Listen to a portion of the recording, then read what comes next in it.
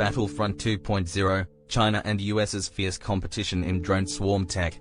The US and China are intensifying their efforts to embed AI in their military operations. Key interests include autonomous weapons and AI-powered target identification from satellite imagery. China's National University of Defense Technology tested a drone swarm that could bypass jamming signals and destroy a target autonomously. The US, in collaboration with the UK and Australia, ran an exercise employing AI-enabled drone swarms to track ground vehicles and updated AI targeting in real time. The Defense Advanced Research Projects Agency, DARPA, has introduced a Swarm of Swarms project, potentially merging air, land, and sea AI-guided drones. A Georgetown University study revealed 1/3 of all AI-related military contracts in both countries were for intelligent and autonomous vehicles. The conflict in Ukraine has provided real-world insights into the efficacy of AI-driven drones.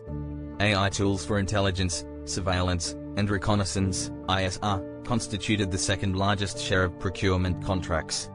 The evolution of AI in US military tech up to his point has been gradual, with some previous high hopes unmet. However, growing advancements in AI have raised concerns about the US lagging behind China in military applications. US intelligence has found numerous Chinese military discussions have centered around leveraging AI and big data to identify US vulnerabilities. Not to fall behind, the US has already set up teams to explore the potential of generative AI tools. As expected, the global community is concerned about AI-empowered weapons, resulting in a call for responsible military use of AI.